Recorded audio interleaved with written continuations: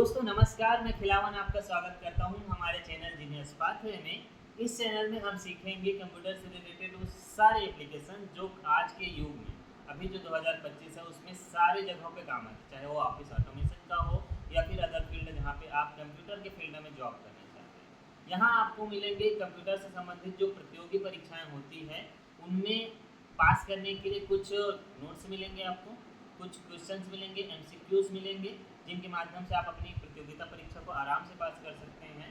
आप इस चैनल के माध्यम से कंप्यूटर के कोर्सेज भी कर सकते हैं, वो भी सर्टिफिकेट के साथ। तो साथियों, आज हम इस जर्नी की शुरुआत एक छोटे से एप्लीकेशन से करने वाले हैं, जिसको हम बोलते हैं एमएस पेंट।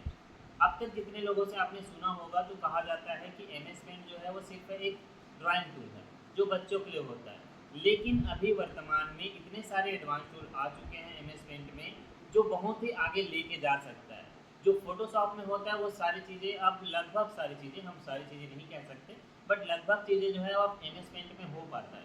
जैसे कि बैकग्राउंड रिमूव करना होगा या फिर कोपायलट की सहायता से कुछ भी आप करना चाहते हो तो एमएस पेंट में कर सकते हो।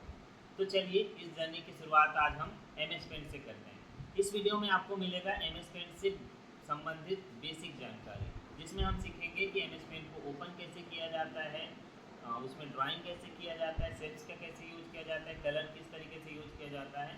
तो चलिए वीडियो को शुरू करते हैं। दोस्तों, पेंटिंग सीखने के लिए हम सबसे पहले जो टूल इस्तेमाल करने जा रहे हैं उसका नाम है पेंसिल, और आपको पेंसिल मिलेगा टूल्स पे। टूल बार में यहाँ पर एक पेंसिल का आइकन दिखा है, इसको क्लिक करते ही हमारा माउस जो है वो पेंसिल की तरह बन जाएगा। इसके बाद अगर हमको पेंसिल से ड्रॉ करना होगा तो आप माउस का लेफ्ट बटन दबा करके जब ड्रैग करेंगे तो आप देखते हैं कि यहाँ पर माउस से जो है वो लिखा हुआ आपको कैनवास पे नज़र आ रहा है। जैसे ही आप माउस को क्लिक करते हैं या फिर लेफ्ट बटन को दबाते हैं, उसके बाद आपको ड्रैग करना जरूरी है। उसके बाद ही आपको एक लाइन जो है वो लिखती हुई दिखाई देगा। ये तो बिल्कुल रियल पेंसिल जैसा है, जैसे कोई स्टाइल नहीं, बस प्लेन लाइन। पेंसिल से लिखने का मज़ा तब आता है जब आपकी फाइन डिटेलिंग करनी है, किसी चीज़ को एकदम से बनाना है। जैसे कि हम कमल फूल का बनाना चाहते हैं तो उसके लिए हम यहाँ पर करेंगे इस तरीके से। नॉर्मल अगर आप माउस सीखना चाहते हो ना तो एमएस पेंट बहुत अच्छा है, आप एमएस पेंट की सहायता से माउस सीखने के लिए इसको यूज कर सकते हैं। अब बात करते हैं ब्रश टूल की। ये पेंसिल से थोड़ा एडवांस होता है। जब हम ब्रश को क्लिक करते हैं तो यहाँ पर बहुत सारे ब्रश के डिजाइन दिख रहे हैं, calligraphy brush, calligraphy pen, air brush. इन ब्रशेस का इस्तेमाल आप अपनी पेंटिंग को क्रिएटिव बनाने के लिए कर सकते हैं। ये टूल उनके लिए परफेक्ट है जो क्रिएटिव ड्राइंग करना चाहते हैं। ब्रश के यूज करके आप स्मूथ और कलरफुल लाइंस बना सकते हैं। चलिए यूज करके देखते हैं। कैलीग्राफी ब्रश का इस्तेमाल करना होगा तो ये देखिए इस तरीके से। इसके थिकनेस को बड़ा या छोटा करना होगा तो आप यहाँ से इसके थिकनेस को मोटा या पतला कर सकते हो। और जितने भी ब्रश हैं उनका सब आप अपने हिसाब से इस्तेमाल कर सकते हो। जिस तरीके से आप अपनी पेंटिंग को क्रिएटिव बनाना चाहते हो, आप इन सारे ब्रशेस का इस्तेमाल कर सकते हो। हमारा अगला टूल है लाइन टूल। लाइन टूल मिलेगा आपको शेप का जो टूल है उसमें, पहला वाला। लाइन अगर खींचना होगा तो बस इसको क्लिक करते हैं, उसके बाद कैनवास में आकर जब ड्रैग करेंगे तो हमारे सामने लाइन आएगा। लेकिन देखिए यहाँ पर ये जो लाइन्स आ रहे हैं वो टूटा टूटा सा नज़र आ रहा है, ऐसे जैसे कि ब्लर हो चुका है। लेकिन अगर हम चाहते हैं कि लाइन सही सही आए तो उसके लिए आप इस्तेमाल करेंगे शिफ्ट बटन दबा करके। जब आप ड्रैग करते हैं तो लाइन जो है वो सीधी ड्रॉ होती है। इस तरीके से आप लाइंस का इस्तेमाल अच्छी तरीके से कर सकते हैं। अगर इसका आपको थिकनेस बढ़ाना होगा तो यहाँ पर साइज का दिया हुआ है, आप 8x, 3x और जो भी ऑप्शन दिया हुआ है 1x, 3x, px, इनका इस्तेमाल कर सकते हो उसके थिकनेस को कम या ज़्यादा करने के लिए। अब हमारा अगला टूल है जो सबसे ज़्यादा मज़ेदार है, उसका नाम है कर्व टूल। कर्व टूल मिलेगा शेप में ही। यहाँ पर सेकंड ऑप्शन जो दिख रहा है रोप की तरह, रस्सी की तरह, वही कर्व टूल है। चलिए इसका इस्तेमाल करते हैं। इसके इस्तेमाल के लिए सबसे पहले हम एक लाइन खींचेंगे, इसका थिकनेस थोड़ा सा कम कर लेते हैं। उसके बाद जैसे हमको उसको मोड़ना होगा तो वहाँ पर माउस ले जा करके उसको मोड़ेंगे। उसके बाद लास्ट में वहीं पे क्लिक कर देंगे जहाँ अंतिम करते हैं। तो इस तरीके से हम इसका इस्तेमाल कर सकते हैं। चलिए एक डिज़ाइन बना के देखते हैं। ये हमने लाइन खींचा, फिर मोड़ा, फिर वहाँ पे क्लिक किया। इस तरीके से हम कमल फूल का अगर कोई डिज़ाइन बनाना चाहेंगे तो इस तरीके से कर्व की सहायता से आराम से बना सकते हैं। तो कर्व का इस्तेमाल हम इस तरीके से कर सकते हैं। ध्यान रखिएगा, कभी कभी क्या होता है, ऐसा लाइन खींचते हैं उसके बाद मोड़ने के बाद हम भूल जाते हैं और किसी अलग जगह पे क्लिक करते हैं। देखिए मैं अलग जगह पे क्लिक कर रहा हूँ, क्या होता है। तो इस तरीके से वो डिज़ाइन को ख़राब कर सकता है। इससे अच्छा कि आप क्या करें, एक लाइन खींचें। लाइन खींचने के बाद थोड़ा सा मोड़ें जितना आपको चाहिए। मोड़ने के बाद वहीं क्लिक कर दीजिए जहाँ पे अंतिम होता है। दोस्तों MS पेंट में आपको कुछ रेडीमेड शेप्स मिलेंगे जिनका इस्तेमाल करने के लिए आप उन शेप्स को क्लिक कीजिए। क्लिक करने के बाद जब आप कैनवास पे उसको ड्रैग करते हैं तो शेप जो है वो जिस तरीके से बना हुआ है वैसा ही बन करके आ जाता है। आप किसी भी शेप को इस्तेमाल करना चाहते हैं तो बस उस शेप को क्लिक कीजिए और क्लिक करने के बाद कैनवास पर ड्रैग कर दीजिए। जैसे आप ड्रैग करते हैं वो शेप जो है वो बन करके सामने में आ जाता है। उसके बाद आप उसको अपने हिसाब से कस्टमाइज कर सकते हैं। अगर मूव करना चाहें तो मूव कर सकते हैं, छोटा या बड़ा करना चाहें तो आप अपने हिसाब से उसके साइज को छोटा या बड़ा कर सकते हैं। इसमें एक विशेष शेप रहता है जिसकी सहायता से आप इन सारे एप्स को, लगभग सारे एप्स को बना सकते हैं जो कर्व के इस्तेमाल के बिना बना हो। जैसे साइड वाला आता है ना, कोने वाला, उन चीज़ों को आप पॉलीगन से बना सकते हो। इसके लिए हम इस्तेमाल करेंगे पॉलीगन का शेप। उसके बाद जैसे मेरे को स्टार बनाना है तो मैं खींचूंगा एक लाइन। लाइन खींचने के बाद जहाँ जहाँ क्लिक करूँगा वहाँ वहाँ लाइन जो है वो एक कोना बनाते चला जाता है। उसके अकॉर्डिंग आप पॉलीगन का आराम से यूज कर सकते हैं। जैसे कि हमको इसी शेप को बनाना होगा तो इसके लिए हम पॉलीगन का इस्तेमाल करेंगे। तो इस्तेमाल करने के लिए सबसे पहले एक लाइन, उसके बाद जहाँ जहाँ चाहिए वहाँ पे बस क्लिक करना होगा। और याद रखिएगा कि जब आप क्लिक करते हैं तो अंतिम वहाँ पे कीजिएगा जहाँ से आपने शुरू किया था, तब जाकर के पॉलीगन सही ढंग से काम कर पाता है। दोस्तों अब तक हमने पेंसिल, ब्रश, इन सब से ड्राइंग करके देख लिया। अब बारी आ चुकी है पेंटिंग में लिखने की। तो लिखने के लिए हम इस्तेमाल करेंगे टेस्ट टूल का, जो मिलेगा टूल्स हमें ए के आकार में। इसके लिए हम सबसे पहले एक शेप बनाते हैं, उसके बाद उसको प्रैक्टिस करके देखते हैं। तो चलिए हमने एक शेप बना लिया, इसको कर लेते हैं कलर। कलर करने के बाद हम टेस्ट टूल का इस्तेमाल इस बॉक्स में लिख करके देखते हैं। इसके लिए हम क्लिक करेंगे ए को, फिर उसके बाद में क्लिक करते हैं जहां हमको लिखना है, फिर हम यहां जो लिखना चाहें वो लिख सकते हैं।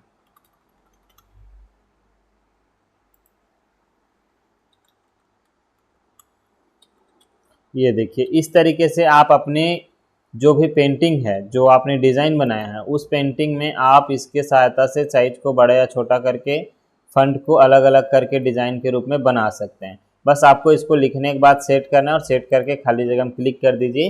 तो देखिए कि आपके कंप्यूटर में जो है वो लिख करके भी आप ड्राइंग को अट्रैक्टिव बना सकते हैं। दोस्तों अगला टूल है सेलेक्ट टूल। इसका इस्तेमाल किया जाता है कैनवास में किसी भी जगह को सेलेक्ट करने के लिए, चाहे वो शेप हो चाहे टेक्स्ट हो। अगर हमको उसको एक जगह से दूसरी जगह पे लेके जाना है तो हम सेलेक्ट का इस्तेमाल करेंगे, या फिर डिलीट करना है तो उसके लिए भी हम सेलेक्ट का इस्तेमाल करते हैं। तो चलिए इसको यूज करके देखते हैं। तो हम यहाँ पर अगर यहाँ पर बना लिए एक चौकोन और चौकोन को कलर कर देते हैं। अब जरूरत है कि इस शेप को हमको इस साइड में लेके आना है, लेफ्ट से राइट साइड की ओर लेके जाना है। तो इसके लिए हम सेलेक्ट का इस्तेमाल करेंगे और इसको, ये जो शेप दिख रहा है उसको सेलेक्ट करेंगे। सेलेक्ट करने के बाद इसको एक जगह से दूसरी जगह पे रख सकते हैं। और अगर डिलीट करना चाहें तो सेलेक्ट करने के बाद बस डिलीट बटन दबा दीजिए, डिलीट हो गए। अगर हम इसको कॉपी करना चाहते हैं तो सेलेक्ट करेंगे, कॉपी करेंगे, और कॉपी करने के बाद जैसे हम पेस्ट करते हैं तो हमारे सामने ये उसकी डुप्लीकेट आ जाती है।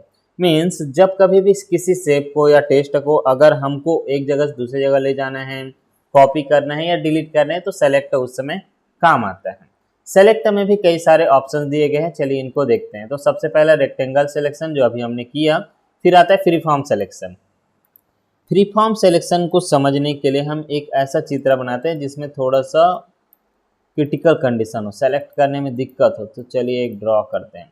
ओके, अब यहाँ पर अगर हम बात करते हैं स्टार को सेलेक्ट करने की, तो स्टार को मैं अगर रेक्टेंगल से सेलेक्ट करता हूँ, सेलेक्ट करने पर थोड़ा सा जो है वो इस शेप का जो आकार है वो हट जाता है। देखिए इस तरीके से हो रहा है। लेकिन अगर हम इसके लिए इस्तेमाल करते हैं फ्री फॉर्म का, तो फ्री फॉर्म सिलेक्शन के लिए तो इसमें हम बस उसके चारों ओर ड्राइंग करेंगे। चारों ओर ड्राइंग करने के बाद जिस चीज़ को हम सेलेक्ट करना चाहते हैं वो अपने आप से सेलेक्ट हो जाएगा।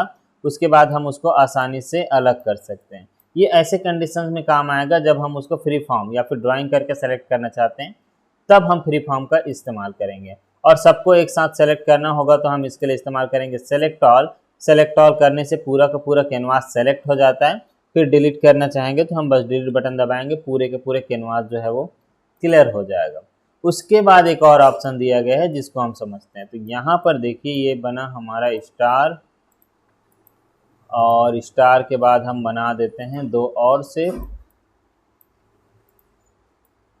अब तक हम देख रहे थे कि जिसको हम सेलेक्ट करते हैं, जिसको भी हम सेलेक्ट करते हैं उसी के साथ प्रक्रिया कर सकते थे। जैसे कि हम यहाँ पर स्टार को सेलेक्ट करते हैं, इसके बाद अगर हम इसको डिलीट करते हैं तो डिलीट करने से यही डिलीट हो जाता है जिसको हमने सेलेक्ट किया। लेकिन अगर हम चाहते हैं कि स्टार बस रहे और बाकी सारा चीज़ डिलीट हो जाए तो इसके लिए हम इस्तेमाल करेंगे इसका।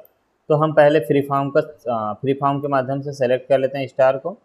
स्टार को सेलेक्ट करने के बाद अगर हम चाहते हैं कि जिसको हमने सेलेक्ट किया है, सेलेक्ट किए हुए के साथ कुछ मत हो, उसके अलावा कैनवास पे जितने भी ड्राइंग किए गए हैं, जितने भी लिखे गए हैं, वो सारे चीज़ों के साथ प्रक्रिया हो, तो इसके लिए हम इस्तेमाल करेंगे इन्वर्ट सिलेक्शन, जो सेलेक्ट के ऑप्शन में मिलेगा। इन्वर्ट सिलेक्शन को क्लिक करने के बाद चलिए मैं डिलीट बटन दबा रहा हूँ। डिलीट बटन दबाते ही आप देखेंगे कि जिसको हमने सेलेक्ट किया था उसके साथ कुछ नहीं हुआ, जो उसके अलावा थे कैनवास में वो सारे के सारे डिलीट हो गए। मीन्स इन्वर्ट सिलेक्शन के माध्यम से जिसको हम सेलेक्ट करते हैं उसके साथ कुछ नहीं होता है, बट उसका प्रभाव जो है इन्वर्ट होता है, दूसरे पे जाता है जो कैनवास पे दिए गए रहते हैं।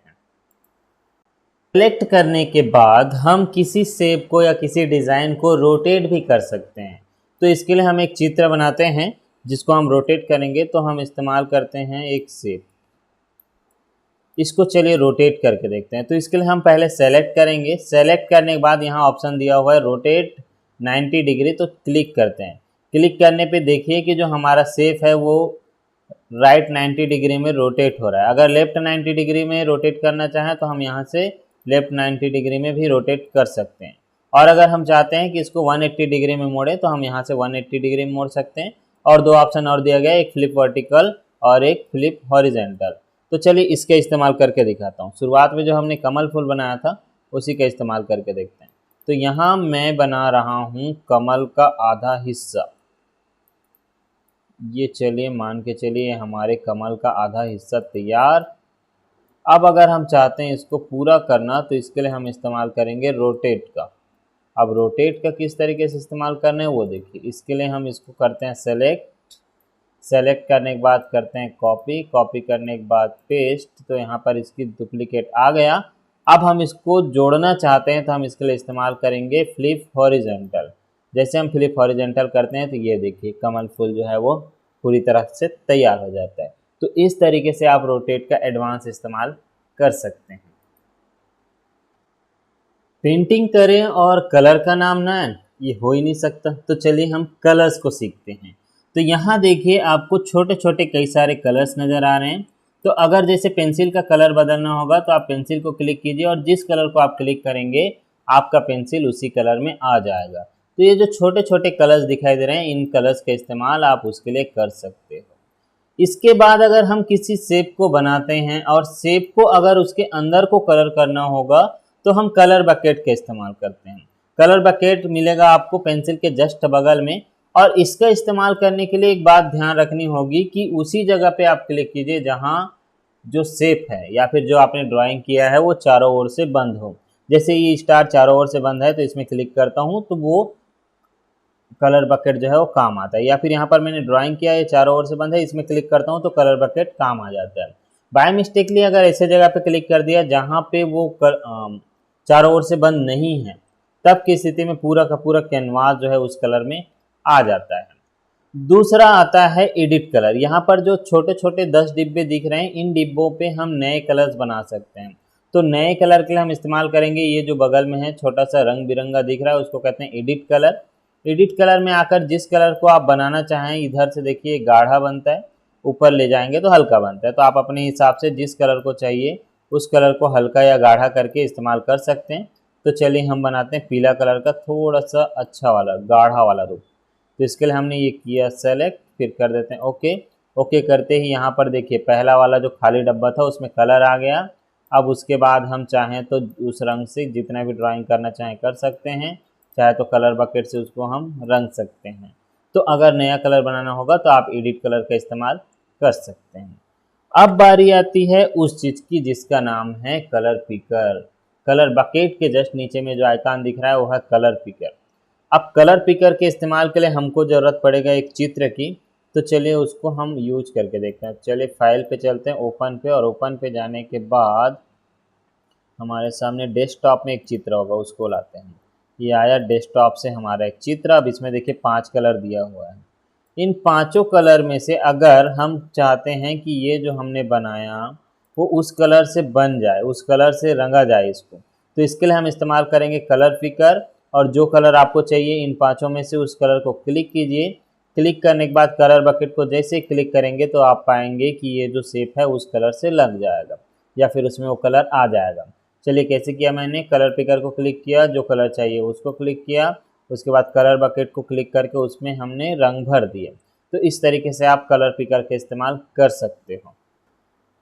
जब हम ड्राइंग करते हैं तो हमें कई बार बारीक बारीक चीज़ों के साथ काम करना रहता है, कई बार स्केल के साथ हमको काम करना रहता है कि नाप करके बनाएंगे करके। तो साथियों जब हमको किसी बारीक जगह पे पेंटिंग करना होगा, जैसे कि हमने ये बनाया, ये हमने एक बादल का आइकन बना लिया है, उसके बाद अगर हम इसको कलर करना चाहते हैं तो जब कलर करने जाते हैं तो ये तो कलर हो जाता है, लेकिन ये जो छोटा सा जो जगह दिख रहा है वो कलर नहीं हो पाता। तो इसके लिए हम इस्तेमाल करते हैं जूम का। ये देखिए अब ये जब बड़ा हो जाएगा उसके बाद हम इसमें आसानी से कलर भर सकते हैं। या फिर अगर जूम का इस्तेमाल आप नहीं करना चाहते हैं तो इसके लिए आप इस्तेमाल कर सकते हैं मैग्नीफायर टूल, जो मिलेगा टेस्ट टूल के जस्ट नीचे। फिर जहाँ पर हमको चाहिए, जिस जगह को हमको बड़ा करना है उसको बस क्लिक करते जाना है, वो जगह जो है बड़ा होता जाएगा। उसके बाद जैसे ही हम पेंट ब्रश या फिर कलर बकेट को लेकर के उसको कलर करना चाहते हैं तो बस उसको क्लिक कर देंगे। फिर छोटा करना होगा तो मैग्नीफायर टूल को क्लिक कीजिए और राइट क्लिक जैसे ही करते जाएंगे वो शेप जो है या फिर वो कैनवास जो है वो छोटा होता जाएगा। इस तरीके से हम मैग्नीफायर का इस्तेमाल करके बारीक से बारीक चीज़ों को सही ढंग से बना सकते हैं। अगर हमें कोई चित्र नाप करके बनाना होगा तो हम इस्तेमाल करेंगे रूलर्स का। तो इसके लिए हम व्यू टैब को क्लिक करेंगे, फिर क्लिक करेंगे रूलर्स को। तो देखिए यहाँ एक पैमाना आ गया। पैमाना में आने के बाद जैसे हमको एक परफेक्ट स्क्वायर बनाना होगा तो हम नाप करके परफेक्ट स्क्वायर इस तरीके से बना सकते हैं। ये देखिए इधर नाप रहा हूँ, उधर ऊपर की ओर 800 आया और इस साइड में आएगा 800। तो आप इसकी ये देखो 800 आ गया। आप इसके माध्यम से परफेक्ट स्क्वायर बना सकते हैं। वैसे मैं उस समय बताना भूल गया था कि परफेक्ट स्क्वायर बनाने के लिए आप शिफ्ट बटन दबाएंगे तो भी बन सकता है, या फिर परफेक्ट सर्कल बनाना होगा तो आप शिफ्ट बटन दबा करके खींचेंगे तो परफेक्ट सर्कल भी आ जाएगा। तो इस तरीके से आप इनका इस्तेमाल कर सकते हो। और व्यू टैब में एक और ऑप्शन होता है जिसका नाम है ग्रिड लाइन्स। एकदम आपको बारीकी के साथ में पेंटिंग करना होगा तो आप ग्रिड लाइन का इस्तेमाल कर सकते हैं। ज़्यादातर पेंटर ग्रिड लाइन का इस्तेमाल करके ही एक अच्छा सा चित्र बनाते हैं, तो आप लोग पेंटिंग में भी इसका इस्तेमाल कर सकते हो। अगर हटाना होगा तो व्यू टाइप में जाकर के रूलर्स और ग्रिड लाइन को क्लिक कर देना, वो हट जाएगा। दोस्तों पेंटिंग तो हमने बनाने के तरीके सीख लिए, अब उसको सेव करने की भी बारी है। तो चलिए हम एक नॉर्मल सा ड्राइंग कर लेते हैं, उसके बाद इसको सेव करके देखते हैं। तो इस ड्राइंग को सेव करने के लिए हम सबसे पहले चलेंगे फाइल टैब में। फाइल टैब में जाने के बाद हम क्लिक करेंगे सेव ऑप्शन को। सेव ऑप्शन को क्लिक करने के बाद हमको लोकेशन चुनना है, तो हम चुन लेते हैं डेस्कटॉप। उसके बाद हम फाइल नेम दे देते हैं ट्रेनिंग पेंट। ये हमने देखिए लोकेशन चुना, उसके बाद हमने उसको नाम दिया ट्रेनिंग पेंट। आप चाहें तो उसको टाइप को चेंज कर सकते हैं, पीएनजी में, टीआईएफएफ में, जीएफ में, इन सब में चेंज कर सकते हैं। हम लेते हैं पीएनजी।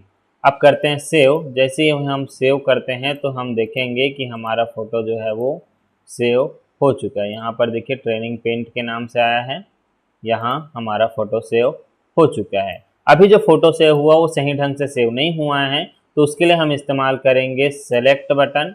सेलेक्ट करेंगे जितना हमको चाहिए उतना। उसके बाद हम इसको करेंगे क्रॉप। क्रॉप का ऑप्शन आपको इमेज ग्रुप में मिल जाएगा। उसके बाद हम इसको करते हैं सेव। जैसे हम इसको आप सेव करेंगे तो आप देखिए कि पिक्चर जो है वो सही ढंग से सेव हो चुका है। अगर आप कंप्यूटर को गहराई से सीखना चाहते हैं, स्टेप बाय स्टेप सीखना चाहते हैं, तो हमारे चैनल को सब्सक्राइब जरूर कीजिएगा। और हाँ, ये वीडियो पसंद आया होगा तो लाइक और शेयर कीजिएगा और कमेंट में बताइएगा कि आप अगला वीडियो किस टॉपिक में चाहते हैं, क्योंकि आपका एक कमेंट, आपका एक लाइक हमें प्रेरित करता है कि हम नया कंटेंट लाएं और जो अभी एडवांस कंटेंट आ रहे हैं उनको आप तक पहुंचा सकें। वीडियो देखने के लिए धन्यवाद।